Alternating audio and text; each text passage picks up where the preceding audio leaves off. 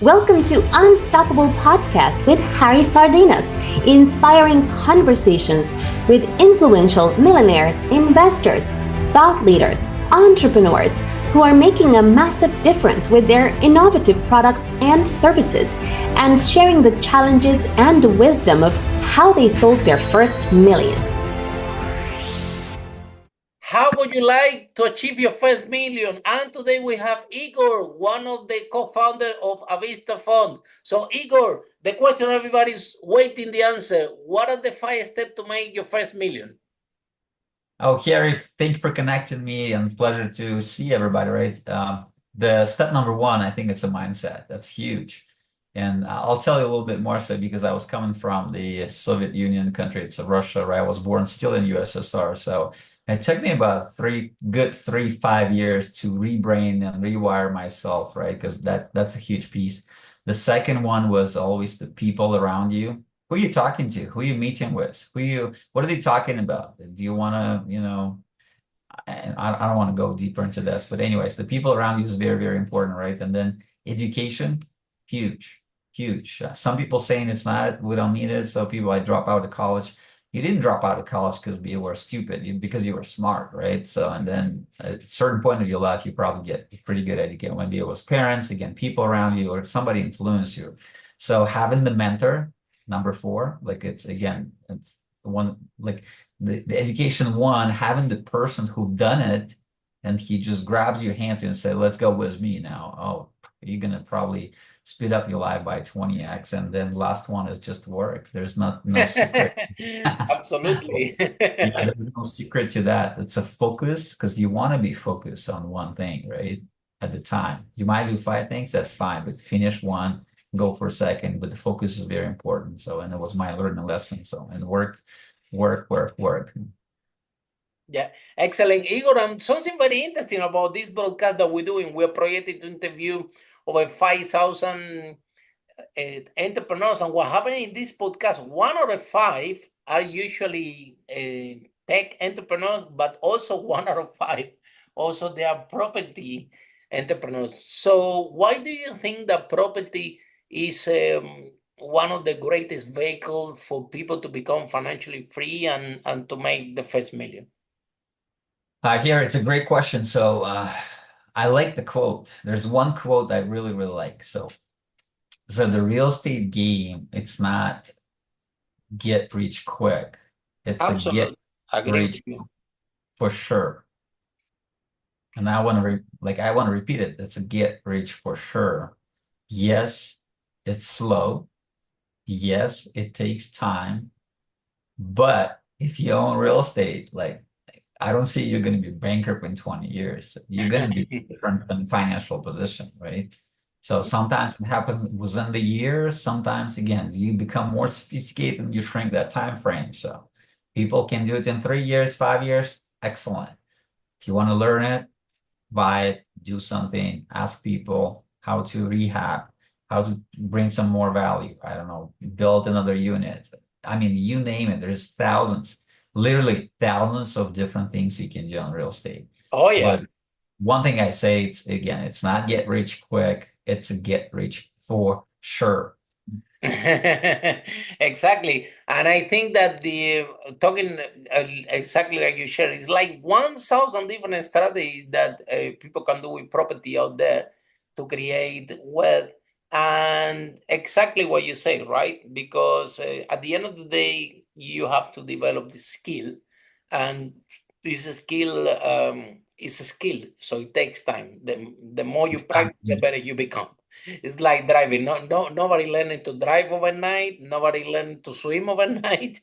You have to, and certainly a book can help you, but until you don't practice, you don't do it, you don't make your mistakes, then you're not gonna get there. And exactly like you said, this we have to be careful because yeah, everything sounds amazing, but when you make a mistake in property, is big. And sometimes you have to be careful because if it's huge, it's gonna be very difficult from come back. So learning this skill, we can say we cost a lot of money. Yeah, if I tell you all the money that I lost making mistakes in my property business, you will cry. I will depress you. So let's don't do that. But Yeah. like you said, it didn't come overnight. You have to make mistakes, and this mistake costs money. Oh yeah. You have the wrong tenant, the wrong project, the wrong assessment, the wrong investment. You buy the wrong property, Yeah. and if you don't know, sometimes this can be very very hard to come back. However, if you have the right mentor, like you described before, the right coaches, the right people that can guide you, then you can minimize this risk and become a successful property investor. So, Igor, where this passion for property came? Tell us about you. Why you decided to become an entrepreneur? Coming from Russia, yeah, I'm originally from Cuba, and on those countries, yeah, it's totally the opposite. Yeah, nobody wants you to be an entrepreneur. Totally the opposite. Everybody they wanted to work for the government all the time. No. No, it's a great question. Yeah, thank you, Gary. So I think the one of the biggest challenges because you were grown a certain way and then there were certain people around you, you were talking certain things and then discussing certain things. So it's getting into your brain. And the hardest part for me was to really number one, assess what I'm thinking about, make an assessment, right? There's a couple of books I've read and I start to really explore my mind a little bit. Like one of the easiest one to read, it's like The Power of Now at Eckhart Tolle. Yeah, so what are you thinking about? And like, where is that coming from? What's the background, right? What is actually in your subconscious mind rereading? So, and it took me about 5 years to, like I mentioned before, to really erase the hard drive, like throw it out in trash, put the new one, which is blank, all right? But then now you need to think, okay, what are you going to put inside of that brain? Like, what's going to be Mhm. the new information like? And the new information for me was in the United States, entrepreneur is a good person, all right? If you're making money, it's great. You can help more people, right? If you grow an economy, the country will grow, right? The more opportunities people have, if you support them, if you can donate money, if you can just be on a state flow, right, and share with everybody. So it's not evil, right, to be entrepreneur, to be wealthy and stuff like that.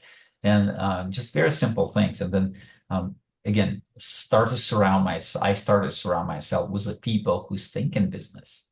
So you And created this, Igor. You decided that you want to become an entrepreneur, and then you start to hang around with people like that. Wow, that's amazing.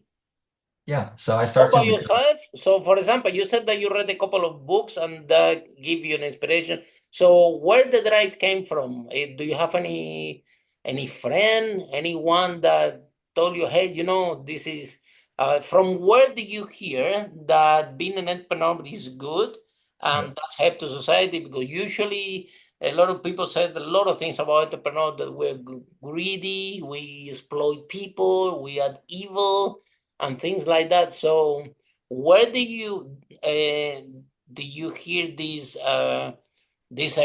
positive description as an entrepreneur that actually decide that you want to be one? Yeah, I think the inspirational and then the biggest change was I joined EOLA group, which is Entrepreneur Organization of Los Angeles. So, and I joined that first as an accelerator, which was if you below $1 million, right, they will work with you and they will talk with you. They will put you in a peer group. They will give you mentors. So how you can break your million. And that was Amazing. my journey because at the $500,000, like for the 2 years straight, I was like, I'm doing something wrong. Like there's something with Wow. my mind. Like in 2 years straight, I was like, my numbers doesn't change. So once I joined the group, boom. So, and I don't know what happens, but it became 1.2. So what I'm saying is, so you surround yourself with the people who've done it, or maybe who knows what to do, or who's talking about business, who's talking about improvements, who's talking about the problems you face in every single day.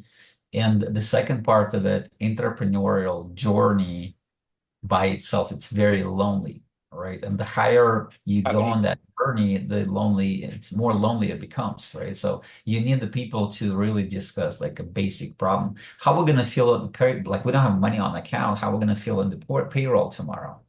And again, this is one of the small challenges, and there's millions of others.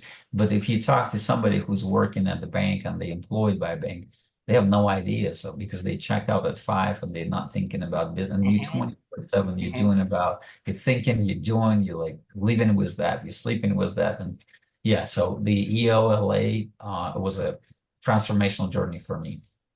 And then, yeah, I remember when I started my first business, I used to go out with my friends, and everybody was talking about everything, the job, this and that. And then I'm talking about my business, my client, and nobody wants to talk to me. Nobody cares what I was talking about. So, yeah, like you said, become very lonely because I lost all my friends. I need new friends then. New friends, entrepreneurs, and where can I find those friends? And but eventually I found them, and then you have a lot of topics to talk about with other friends that you have that they are entrepreneurs. And I think that it will be rare now. eh, Very few friends you can cut it with my hands that they are no entrepreneurs from childhood and so on. But at the end of the day, we have to surround ourselves with the with entrepreneurs because we do need support. And this is a question, but I'm glad that you touched this, that the journey of the entrepreneur is very lonely, because at the end of the day there is a lot of responsibility. You're responsible for everything, responsible for your employees, responsible for the clients, for the suppliers, for everything. And it's a lot to take on. So how you cope with, especially at the beginning, you see, like even you hitting the 500,000, and you said there is something is not right here.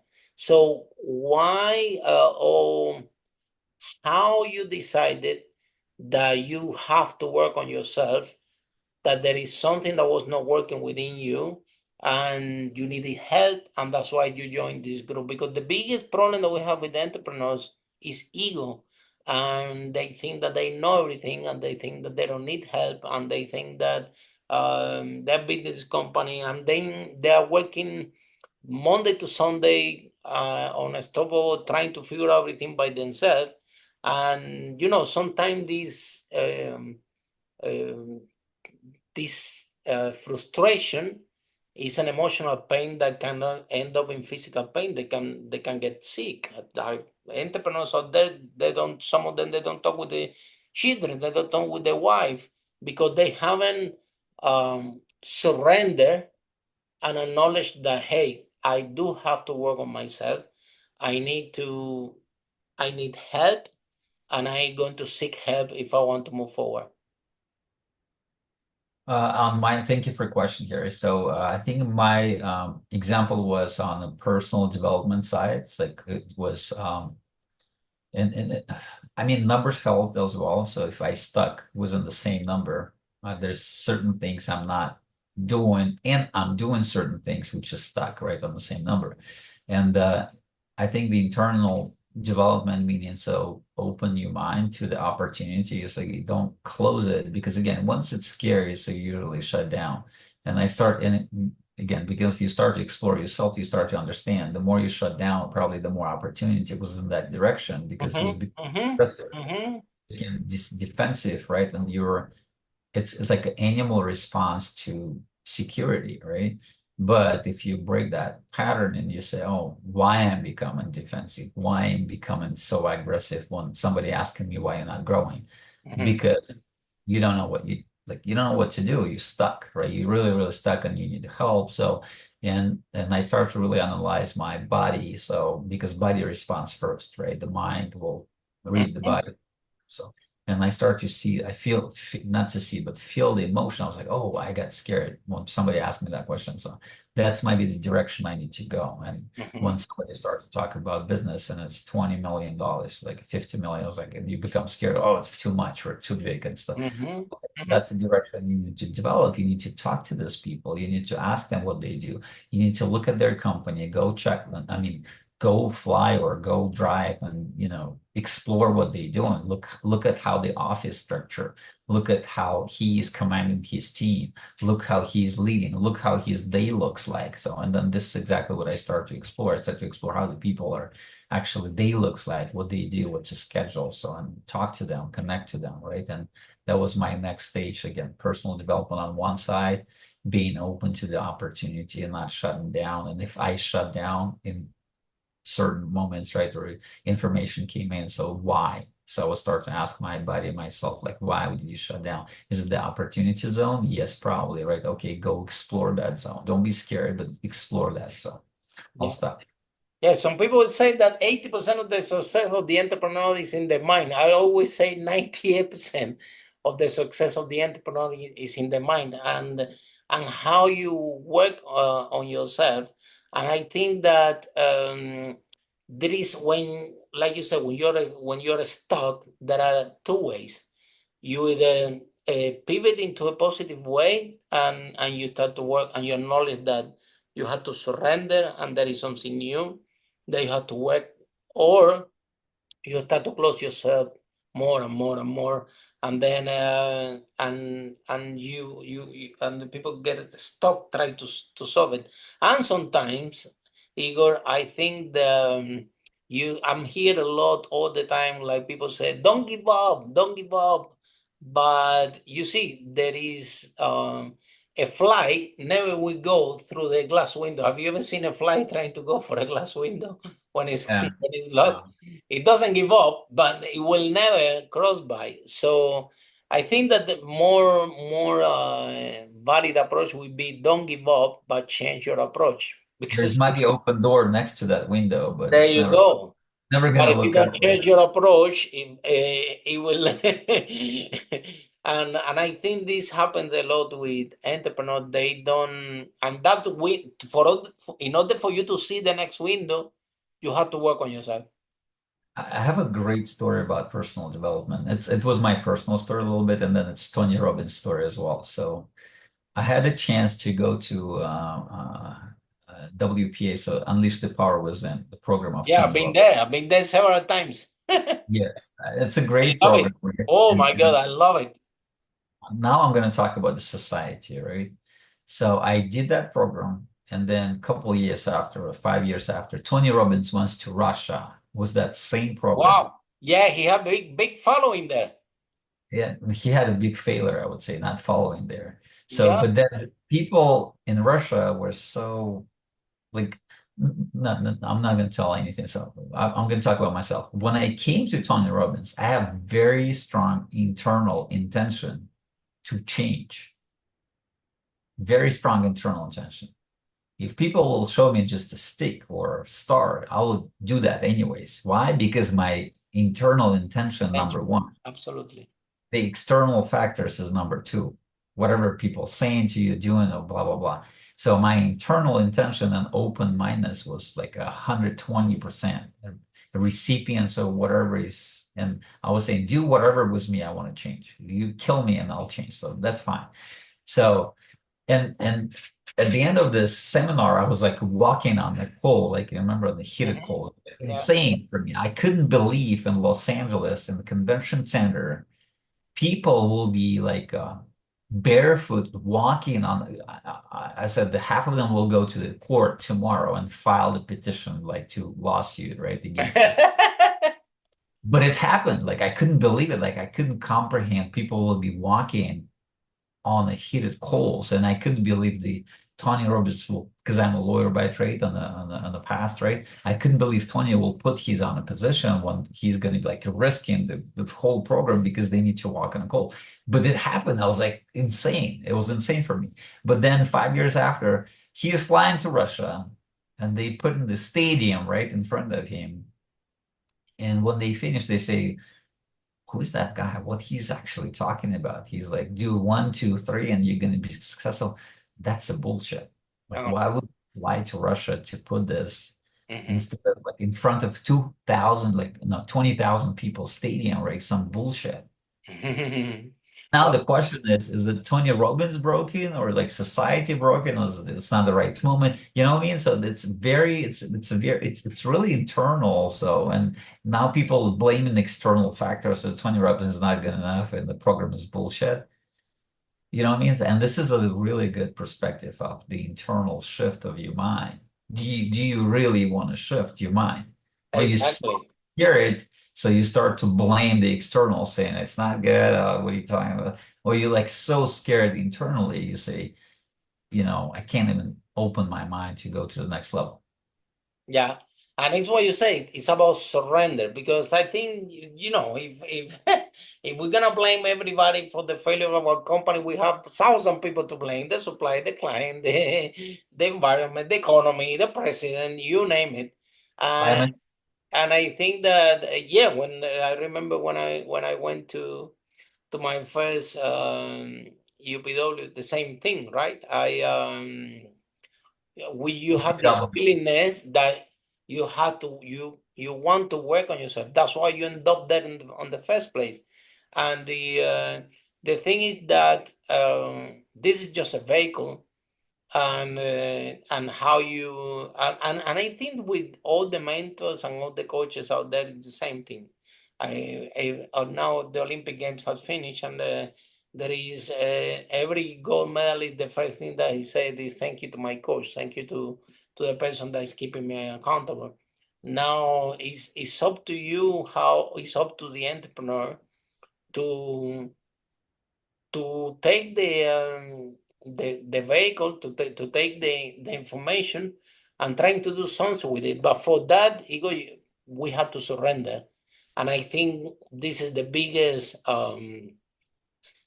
the one of the biggest problem that we find in with entrepreneurs out there, that this ego dominates the whole equation, so they're not able to surrender because they cannot take the help they need. And then exactly, if the window next to it is open, they will never see it because they are so exhausted trying to go to to the glass window in the first place.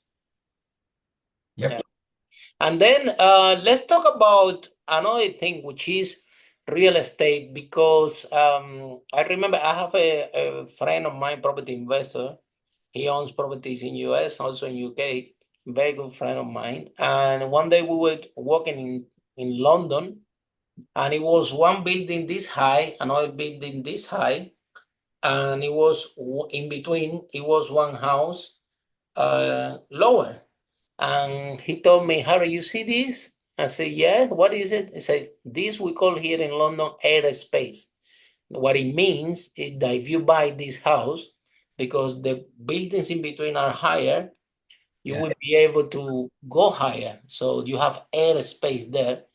And this is and he told me this is a tiny piece of information that not too many people know about it. This is I know this because I invest in properties and I've been doing for so many years, so I'm sharing with you. But this piece of information, very few people know about it.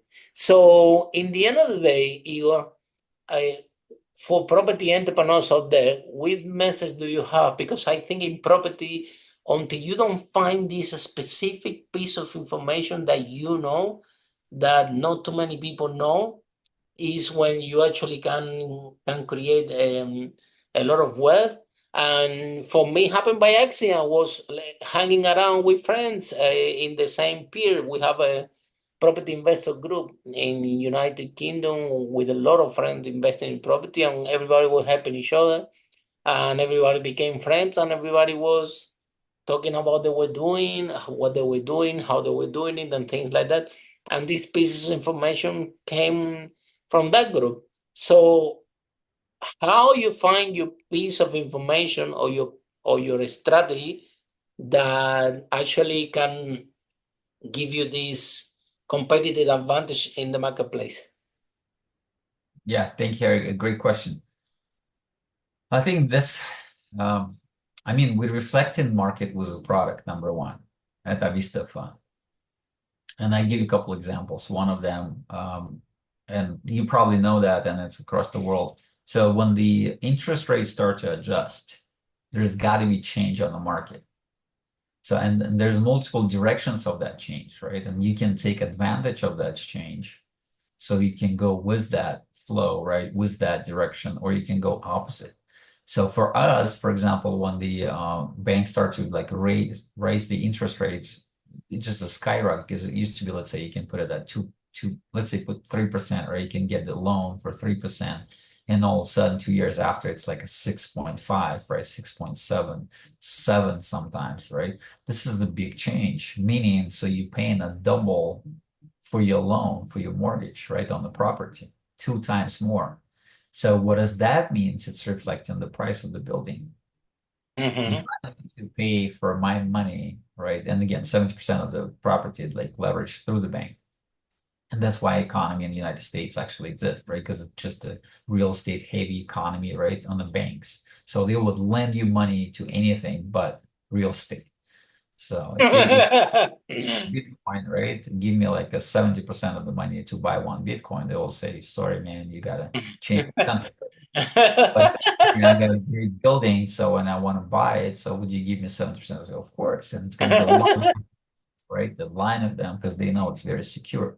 So what I'm saying is when multifamily sector was going through the tough times because of that interest rate adjustment, and a lot of loans, they were like adjustable rate loans, meaning so as the market grows, your mortgage will grow with the market. So they were paying $100,000, they paying 150 tomorrow, and then 1 month after they paying 200,000, which is what does that mean? It's just eating all the profits from your building because you will calculate that building based on a 3% mortgage, and all of a sudden it's all adjusted. And a lot of the syndicators, they just went broke. They just lost the property. So, but again, if somebody losing the property, there's opportunity on the other side, right? Somebody will, it doesn't mean they lost it and they threw it right on the street and it just nobody lives there. It means somebody bought it. So, and we said, okay, we can do two things. We can help the property owners to weather that storm. So that's why we got a debt fund. So we can finance the gap. Let's say if the property went down on the value, all right, and they go out on the open market and they want to refinance. So they need to fill up the cash gap between the equity used to worth 10 million, now it's only 8. So, but we can give you financing only for 8, and they say, oh, but we need it for 10. So we can fill that gap. So which is again the debt fund. So that's one opportunity. That's how we position ourselves, adjusting to the market happening. That was one. The second was very good.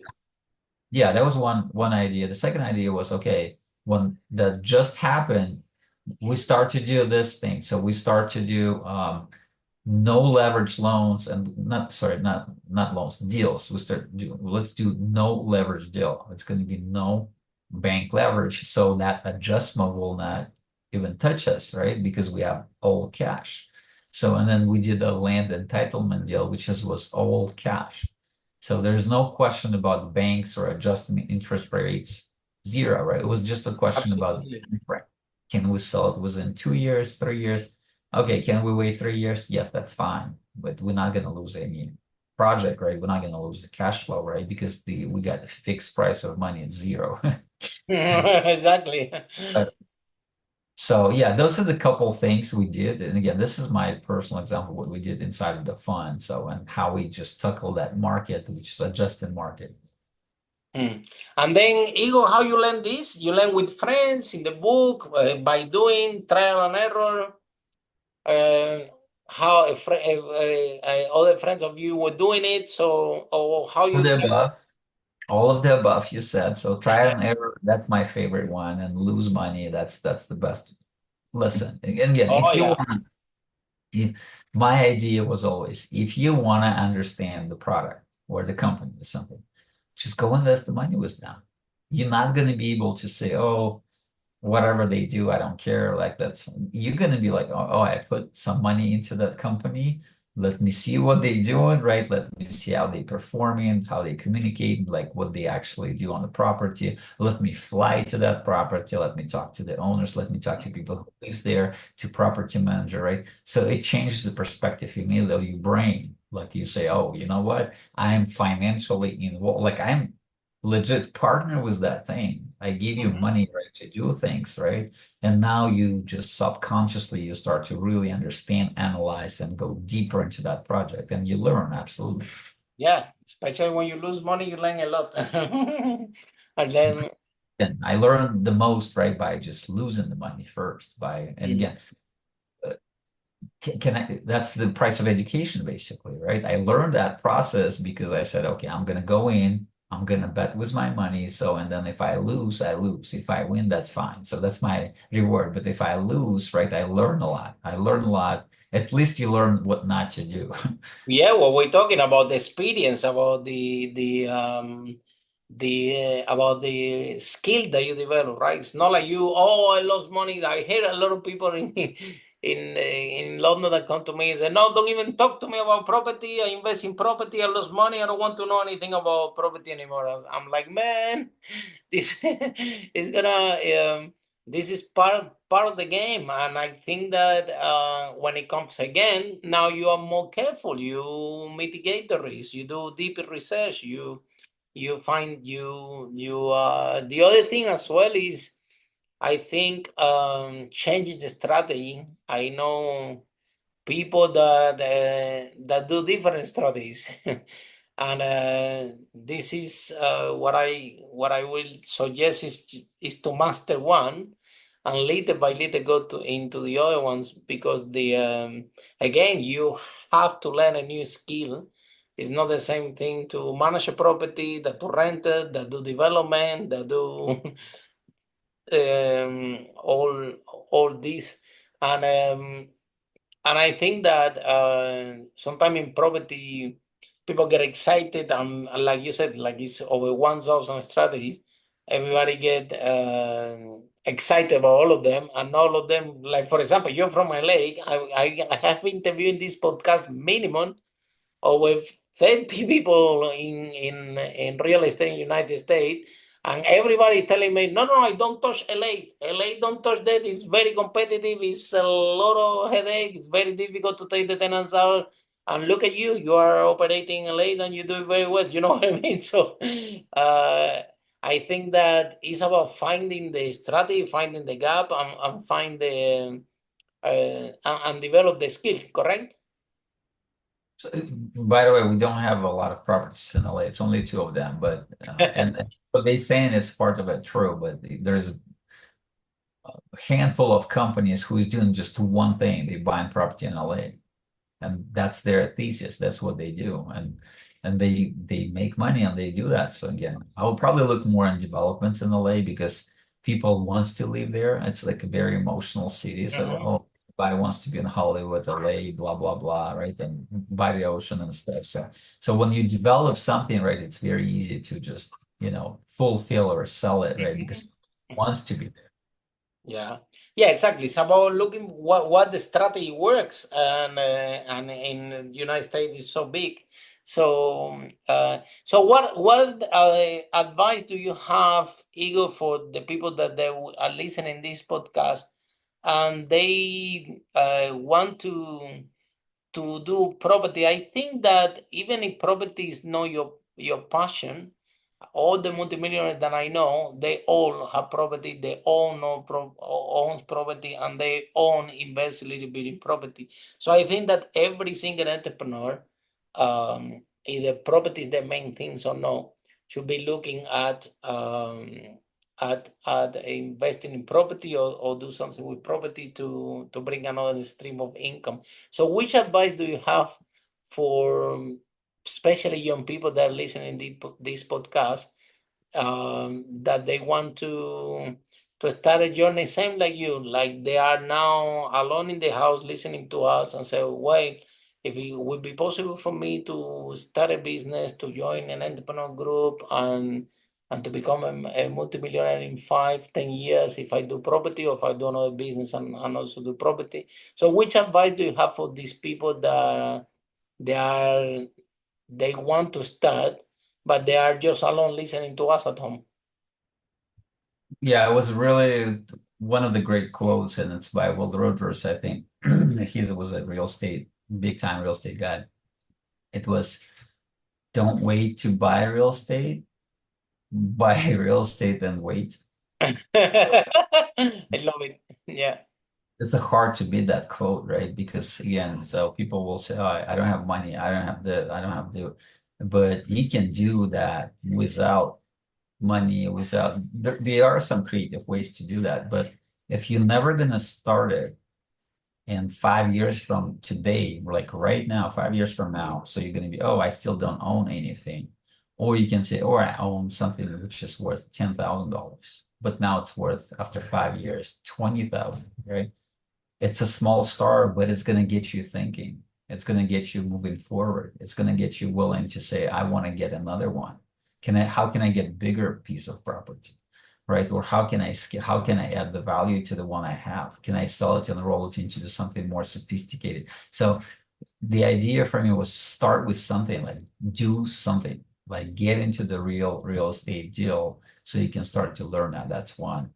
And the second one is just a focus, right? And there's a lot of different shiny objects and things. And my I would say like a pathway was I was exploring too many different avenues, right? And then at the end I'll say, okay, this the one thing which is not super sexy, it's not very fast, but I never lost my principal balance. I might not gain a lot or hold a lot, right? But I never lost my principal balance. So at the end of the day, so you just keeps growing. It's different speed, but you can just keep going. And let's say if you get into the very risky things and you just invest $10,000 and tomorrow you have zero, okay, you need to earn that $10,000 back again and then start your journey again. And so just think about the time frame. How much time is going to take you to do that, right? So, and what I'm saying here, so focus on one thing. Maybe it's a Bitcoin, maybe it's a rocket ships, but just focus on one thing. Just focus on that, stick to that thing. Don't give up. Remember you mentioned that because some people will buy a property, it's not a good tenant, they sell it, and they will never come back to that thing, to that idea. So, but my idea was, okay, get the real estate, get the cash flow, it's coming in, it's investing. Again, you're not losing principal. Now you start to become more sophisticated, and now you can afford to bet on a risky projects. Not only in real estate, I have some venture and stuff. Why? Because I have a real estate, not Mhm. what it says. And some people are doing just the venture capital, but again, what is your backtrack? Like, where's your baseline? Like, what do you actually? Because there's always something as a baseline. Maybe they have a gold, right, in Switzerland, right? And that's why they venture capital all the different deals. You know what I mean? So there's a different, risk tolerance. But again, the real estate is very nice. The basement, right? The baseline, the foundation, right, of your wealth. And then from there, you can jump in the cliff. You can parachute, right? You can do whatever you want, but you got to build that base. And then, Igor, what are the secret that you apply to yourself? Obviously, you in the fund, you guys have to take decisions, and sometimes there are millions of dollars involved. So, what are you doing in a personal level in order to keep you sharp, to keep you focused, to keep you healthy, to keep you in the same mindset? So are you doing exercise? Are you do meditation? Are you go out to see a movie with friends? Do you have other friends that they are not in property that help you to to alleviate this baggage that all we carry, which is all the responsibility? And I think the bigger the business, the bigger responsibility you have, right? Oh yeah, you're right here. Thank you for your question. It's a great question. I think I'll start with first one. There's idea of a miracle morning, right? And there's a book and there's a podcast and there's some following. I forgot the name of the guy, but so I took it maybe like 7 years ago or so. When I feel like I'm off track, when I feel like I don't do it maybe every single day. I don't. And I don't think if anybody doing it every single day. But speaking of different entrepreneurs, when I feel like I'm off track, I just go back by default. I say, okay, wake up this time, exercise, meditation, journal, very important, journal. put something on paper, right? Release that anxiety from your mind, put it on paper. It helps a lot. Me, again, I'm speaking for myself right now. And all of those steps, right? If you start your day and you journal, you get a plan and you work out, it gives you so much confidence boost. It gives you so much boost, and everything is just keeps rolling and just keeps going. I think, Igor, what one thing that you have great is that you see, you even recognize, okay, I'm a little bit off track, or I have to perform better. So let me work on that. And I think this is a great way of successful entrepreneur behave, which is when we have to, and working in ourselves never stop. It will never stop, because at the end of the day, we dealing, like, we have a huge responsibility, and we have to keep working on ourselves. And Igor, what are the biggest challenge that you guys have in your business, and how you overcome that challenge? So what is the biggest challenge that we have? I mean, growing company, it's always challenge. It's never, and again, I never Tell me seen about any, it. Tell me about it. yeah, I never seen entrepreneurs saying, "Oh, you know what? I don't want to grow a company. Tomorrow I'm gonna be satisfied with what I have." You're always in the stage. If you open something, You're you not like, growing, you're dying. Yeah, you yeah, like you said, so there's only two directions. You're going up or you're going down. If you're going sideways, it's for a little bit, you're gonna go down, right? So, and then yeah, internal growth, right? It's always inside of you. That's a challenge. How you grow, what are the new people you need to hire? So how does that perform? Do you have enough the management tools, right? Do we need to put some more like restrictions, stuff like that? And that's one. The second one is how do you overcome that thing? So the know-how, just the work, just put it into the work. And again, the business, it's a grind, because a lot of people saying it's fun, blah blah. Yes, it is, but it's in between of the balance of it's a grind, and sometimes you need to sit down and you need to grind that thing. But then I think the ability to recognize, or you're grinding too much, it's like it's became like obsession of you doing the same thing, or you pushing too hard, and being able to release and say, okay, let me play golf today, even so I got like full schedule, right? But I'm gonna be a lot better off doing something what I like, to actually spread that love tomorrow, and then get a lot better and more results, and something will come. Because you see, if you plan something, right, this is exactly what's going to happen. But sometimes if you don't plan anything, there's so much more happens to you, right? Because you can't even comprehend it with your brain, because it's out of your plan, right? You can't see that. So, and sometimes what I'm saying here, so you want to do the passion project for a little bit, and you go back to that grind, because recognizing that balance and having that balance, I think, is important for me.